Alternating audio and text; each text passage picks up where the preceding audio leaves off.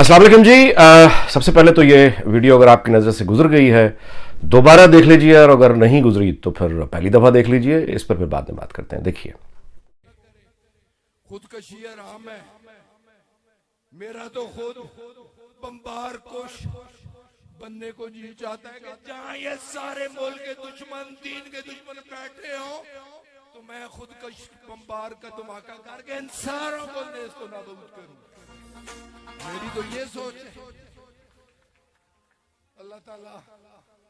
तो ये जनाब वफाकी वज़ीर हैं गुलाम सरवर ख़ान, और ख़यालात आलिया आपने सुन लिए। ये अफ़कार जिनका इन्होंने इजहार किया, तकरीर की, ये रावलपिंडी में हो रही है। यानी ऐसा नहीं है कि ये कोई आज़ाद कश्मीर या अफ़गानिस्तान के बॉर्डर एरिया या बलूचिस्तान के डीप में कहीं या कोई, यानी ऐसा नहीं है। ये रावलपिंडी में हो रही है। एक शहर है रावलपिंडी, इस्लामाबाद के साथ बाकायदा एक शहर है। तो ऐसा नहीं कि दूर दराज, बल्कि मुरीद में नहीं, ये रावलपिंडी में एक जलसे से खिताब हो रहा है। अब इसका एक पहलू तो जाहिर है यही है जो मैं देख रहा हूं कि वो तनकीद असल में इस वफाकी वज़ीर पे हो रही। बाय द वे, ये वही गुलाम सरवर ख़ान है जिसका दिल खुदकुश हमला, यानी इसने खुदकुश हमला जो किया वो PIA पे ऑलरेडी कर चुका हुआ है ये। और वो PIA जो हमारे रूट्स बंद हैं वो किसी को याद नहीं, उसको सब भूल चुके हुए हैं। और सबसे ज़्यादा पुरलुत्फ़ बात यह है कि PTI के जो इन्फेक्टेड, इस वायरस के इन्फेक्टेड जो मखलूक है, जो यहाँ यूरोप में पाई जाती है, अमेरिका में पाई जाती है, बरतानिया में पाई जाती है, ये इस वायरस, ये चूँकि सबसे पहले यानी असातिज़ा ने पहले कह गए थे कि इश्क नाजुक मिजाज है बेहद, अक़ल का बोझ उठा नहीं सकता। ये अक़ल का बोझ नहीं उठाता। इश्क जो है ना, ये जुनून और इश्क, इसका अक़ल से, फ़हम से फिर कोई ताल्लुक़ नहीं होता। यहाँ पे इमोशन आके बस वो करता है और आदमी बिल्कुल वैसे ही पागल होता है। ये हमारे जो PTI के यहाँ पे अभी तक जो उनसे जुड़े हैं, और वो मुर्गे बांगे देने वाले अपनी दुम पे खड़े होकर जो चीख चीख के गालियाँ निकालते हैं पूरी दुनिया को। आजकल उनकी गालियों में अमेरिका, यूरोप भी शामिल हो चुका है, वो मुल्क भी शामिल हो चुका है जिसमें बैठ के बेनिफिट लेते हैं, इनका खाते हैं, यहाँ काम करते हैं, और उन्हीं को गालियाँ भी देते हैं इमरान खान के लिए। तो इनको ये बिल्कुल नजर नहीं आ रहा कि PIA नाम की एक एयरलाइन हुआ करती थी जो इनके इस वजीर ने खुद कुछ हमला आवर करके उस PIA को बंद किया। और कोविड के बाद एयरलाइंस जो पूरी दुनिया में बुरी तरह मुतासिर हुई, उनको रूट से नहीं मिल रहे थे प्रॉफिट वाले, उनको गारंटीड प्रॉफिट वाले जो हमारे रूट्स हैं, पाकिस्तान के और यूनाइटेड किंगडम के जो रास्ते हैं, ये मतलब हमारे वो रूट हैं जो हमें मिले हुए हैं, जो इनको 50 साल हो गए हैं, यानी ये प्रॉफिटेबल रूट्स हैं। वहां हमारी एयरलाइन बंद करके रिप्लेसमेंट आपके सामने हो गई है, सबके सामने हुई है। अब वहां वर्जन ब्रिटिश एयरवेज जा रही है डायरेक्ट, ठीक हो गया। हमारी एयरलाइन से छीन लिया गया वो रूट उस वक्त जिस वक्त ये प्रॉफिटेबल रूट की एयरलाइंस तमाम को जरूरत थी, हमें मुकाबले से ही बाहर कर दिया और उनकी एयरलाइन ऑपरेट कर रही है। इसका मतलब आप मैं ये आपको ये बता दूं कि हमारे दोस्त जो पाकिस्तान में है कि एक चीज होती है ड्राइविंग लाइसेंस, जिसको हम बहुत ही आराम से और बहुत समझते हैं कि ये कोई मामला ही नहीं है ड्राइविंग लाइसेंस।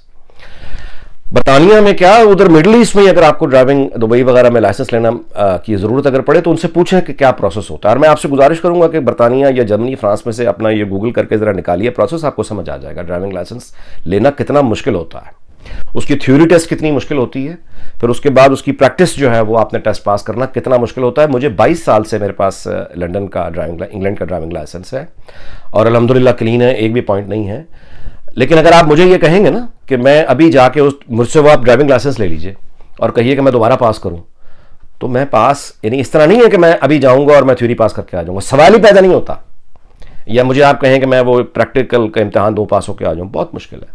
मुझे दोबारा से पढ़ना पड़ेगा वो सारी की सारी। एक दफ़ा जो थ्योरी की इतनी मोटी बुक आप पढ़ते हैं ना और वीडियोस देखते हैं ड्राइविंग लाइसेंस के लिए यहाँ लेने के लिए, तो आपको समझ आ जाएगी कि एक ऐसा रगड़ा लगता है, एक दफ़ा ये गोरा आपको लगाता है कि एक एक ट्रैफिक साइन आपको समझ आ जाती है कि साइन का क्या मतलब है, साइन का क्या मतलब है, रोड मार्किंग क्या चीज़ होती है, और यानी लॉज। एक दफ़ा वो रगड़ा आपको लगा जाता है, उसके बाद आपको फिर वो नाम तो वक्त के साथ साथ भूल जाते हैं उन सिचुएशंस के या उन ट्रैफिक साइंस के, लेकिन आपको यह जाहिर है कि प्रैक्टिस से इतना तो याद रहता है कि मुझे क्या करना है। नाम नहीं याद होते आपको उन चीज़ों के, एक्शंस के, साइंस के नाम नहीं याद होते, वो फिर दोबारा से करना पड़ता है। ये तो मैंने आपको ड्राइविंग लाइसेंस की बात सिर्फ बताई है समझाने के लिए कि इस शख्स ने जो पायलट्स पे हमारे इल्जाम लगाया वो चीजें क्लियर हो गई हुई हैं। अब ये डिले क्यों आ रहा है? तो कोविड की वजह से, यानी वैसे ही दुनिया स्लो है।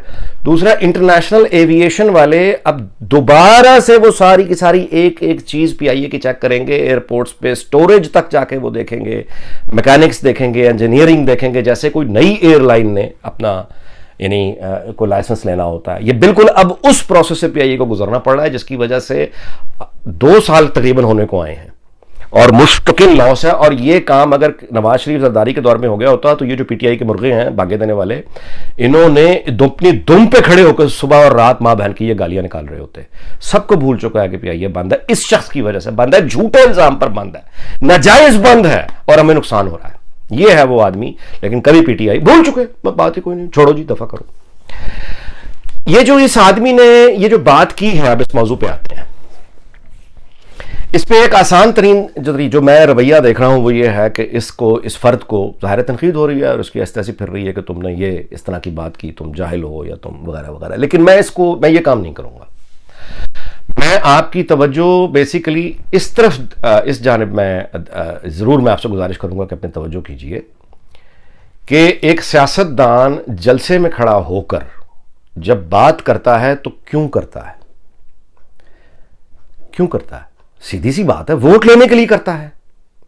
तो जिस क्राउड से वो तकरीर कर रहा होता है, वो तमाम वो बातें करता है जो बातें कहकर उसको ये यकीन होता है कि सुनने वाले मेरी ये बातें सुनकर खुश हो जाएंगे और मुझे वोट देंगे।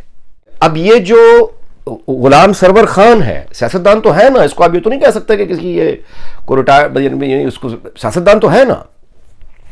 अब वो जलसे से खिताब कर रहा है, तो वो ये गुफ्तगू कर रहा है कि उसको कहता है कि वो खुदकुश हमलावर बन जाए जहां दीन दुनिया के दुश्मन हो, और वो खुदकुशी हराम है, वरना वो खुदकुश हमलावर बन के खुद को वो बर्बाद कर डाले। ये गुफ्तगू पहली बार नहीं हो रही। ये वाकिफकार जानते हैं, जिनको नहीं मैं अंदाजा उनको याद दिला देता हूं। मजीद निज़ामी मरहूम एक होते थे, अल्लाह उनकी मग़फ़िरत करे, फौत हो गए हुए। नवाए वक्त एक बहुत बड़ा ग्रुप होता था पाकिस्तान का, मीडिया जाइंट किसी ज़माने में, अब वो तकरीबन मरहूम हो गया मजीद साहब के साथ ही।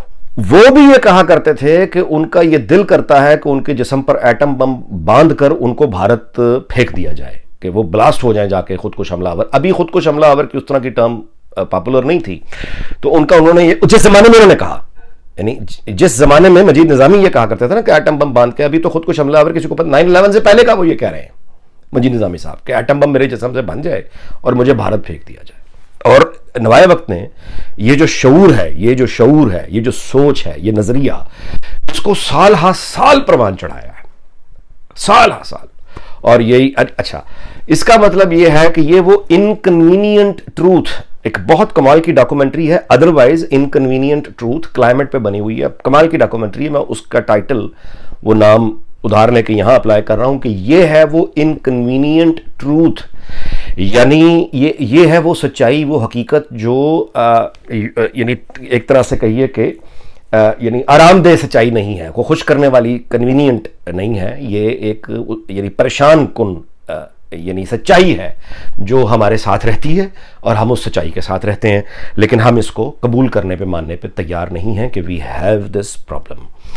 और ये जो वीडियो है ये सबूत है, और ये है वो असल परेशानी और असल हकीकत, इनकन्वीनियंट ट्रूथ, जो हम मानने और तस्लीम करने से इसको चूंकि इनकार करते रहे हैं, आज भी हम डिनाइल में हैं, हम इसको रिकग्नाइज नहीं कर रहे। तो इसका मतलब ये नहीं होता कि मैं अगर रेत में सर दे दूं तो उससे दुनिया की हकीकत, कोई सच्चाई बदल जाएगी। ऐसा ना कभी हुआ है, ना आज होगा, ऐसा ना कभी होगा, ना आज हो रहा है। ठीक है, तो ये नजरिया और ये सोच जो कि रोमांटिसाइज करती है, किसको? जंग को रोमांटिसाइज करती है, जहाद के नाम पे, जंग को जहाद के नाम पे लेजिटिमेसी दे दी गई है। मजहबी गिलाफ चढ़ा के बस्तियों को ताराज करना, खुदकुश हमले करना, ये मजहबी गिलाफ चढ़ा के इसको एक तरह का मुकद्दस मिशन बना दिया गया है, और इस मुकद्दस मिशन को रोमांटिसाइज करते हैं हम। यानी जो लोग ये काम कर नहीं सकते ना खुद, वो दूसरे को ये काम करते देखकर उसको अच्छा मानते हैं, मतलब उसको कहते हैं कि ये ठीक है, हम उसको, मैं सबकी बात नहीं कर रहा ऑब्वियसली, लेकिन ये शऊर हमारे यहां मौजूद है जो इन चीजों को आइडियलाइज करता है, ना सिर्फ आइडियलाइज करता है, रोमांटिसाइज करता है। ये है असल प्रॉब्लम। सिर्फ ये एक वफाकी वजीर नहीं है जो ये गुफ्तगू कर रहा है, वो सोच, वो नजरिया पढ़ाया जा रहा है, खुलेआम पढ़ाया जा रहा है, ठीक है, जिसके ये नतीजे बरामद हो रहे हैं। और यहीं से ये वो शऊर है जो फिर इज्तमाई शऊर में तब्दील होता है, और फिर उसके अंदर से जो निकलता है वो टिपिकल मेरे जैसा एक पाकिस्तानी, आप यूं समझिए कि निकलता है, और वो मतलब है कि इस तरह की गुफ्तगू बर्दाश्त करता है, वो इस तरह की गुफ्तगू को यानी नजरअंदाज कर देता है। वो कहता है चलो ठीक है यार, इनकी अपनी दुनिया, मेरा क्या लेना देना, चलो यार अपना काम करें। ना ना ना ना, ये जो हमारा रवैया है ना कि चलो अपना काम करें, कोई नहीं यार, ये अलहदा लोग हैं, इनका हमसे कोई ताल्लुक नहीं है। ना ना ना ना, अलहदा नहीं है ये लोग हमारे हमवतन हैं। ये कहां रह रहे हैं? ये हमारे हमसाए हैं, हमारी गली मोहल्ले, हमारे दफ्तरों में कोलीग्स, आते जाते दोस्त यार, इनके साथ हम खाना पीना जिंदगी गुजारते हैं, उन्हीं में से ये शऊर मौजूद है ना।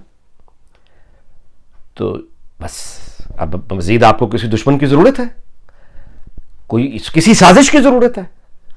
इस तकरीर के बाद आप समझते हैं कि इसराइल साजिश करेगा आपके खिलाफ, या केस बनाएगा, इंडिया बनाएगा आपके खिलाफ केस, या अमेरिका बनाएगा आपके खिलाफ केस? ये इंग्लैंड वालों ने कहा है आके कि ये वाली बातें करो और इस पर दाद दो और वोट दो। ये है वो चैलेंजेस, मैं कल भी जिसका जिक्र कर रहा था।